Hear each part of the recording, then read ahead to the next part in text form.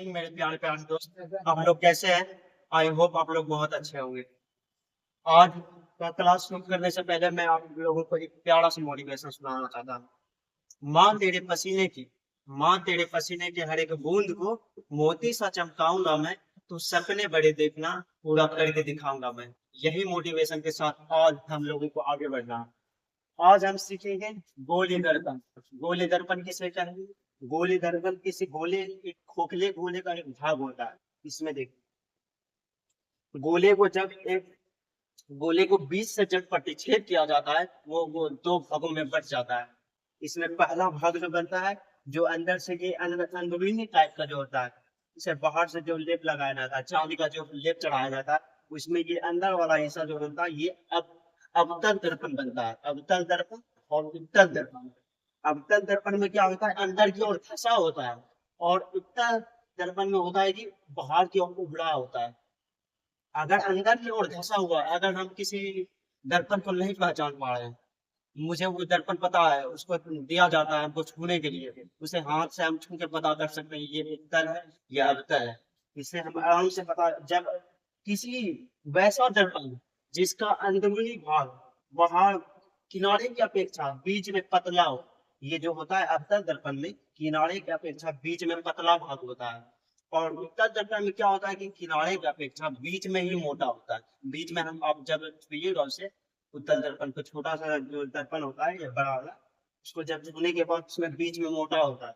और इसमें देखिए, दर्पण का सबसे पहला है वक्रता चिन्ह, जिसे सी से डिनोट किया जाता है।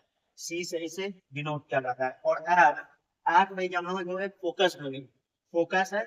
और यहाँ पी, जो यहाँ दर्पण की जो होता है, वो मध्य बिंदु को दर्पण का ध्रुव कहते हैं, यानी इसे पोल से सूचित किया जाता है, पी से। और इसमें आगे देखिए, प्रधान अक्ष, प्रिंसिपल एक्सिस। प्रधान अक्ष जो दर्पण को बीचों बीच या मध्य बिंदु से जो प्रतिच्छेद करता है, इसे प्रधान अक्ष कहते हैं। यहाँ से देखिए, ये गया है प्रधान अक्ष, दर्पण को बीचों बीच प्रतिच्छेद कर रहा है। और इसमें आगे देखिए, वक्रता केंद्र तथा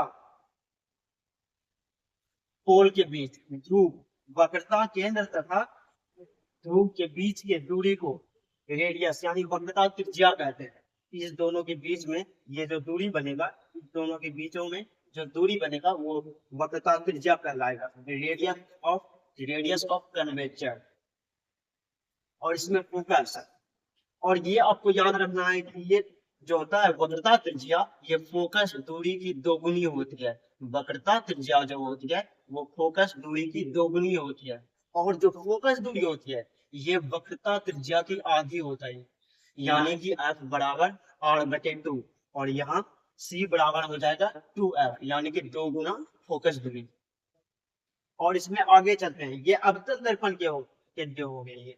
और उत्तल दर्पण के लिए अगर क्या होगा, उत्तल दर्पण के लिए ये जो ये इस तरफ का भाग होगा, इसमें अंदर की ओर से, अंदर से लेप लगाया जाता है, चांदी का जो लेप चढ़ाया जाता है। दर्पण को बनाने में सबसे पहले अगर आप पीछे जब तक नहीं आप लेप चढ़ाइएगा, उसका प्रकाश का किरण एक से दूसरे पर वो चला जाएगा, और उससे मेरा प्रतिबिंब ही नहीं बनेगा। वैसे में ही पीछे में जो होता है, उत्तल दर्पण में क्या किया जाता है, पीछे उसका लेप लगाया जाता है, और बाहर का जो उभरा हुआ हिस्सा होता है, उसमें हमारा प्रतिबिंब बनता है। प्रतिबिंब इधर का जो बनता है, उसमें उत्तल दर्पण होता है। और इसमें यही जो है कन्वर्जिंग होता है। अब सारी किरण पुंज और अभिसारी किरण पुंज को समझते हैं।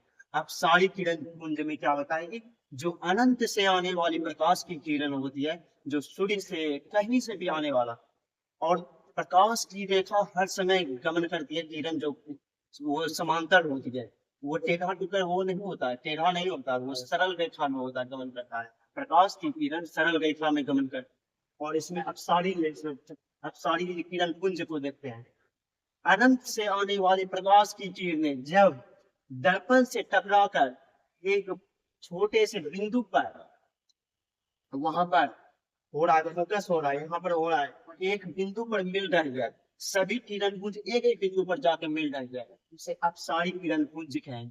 अब सारी किरण पुंज, और अभी सारी किरण पुंज में क्या हो जाएगा, अनंत से आने वाली प्रकाश की किरणें जब दर्पण से टकराकर वो बिखर जाती है, या छितरा आ जाती है, उसे कहेंगे आप अभी सारी किरण पूंज। इतना कहकर मैं अपने और आपको आगे के क्लास के लिए फिर से जुड़ना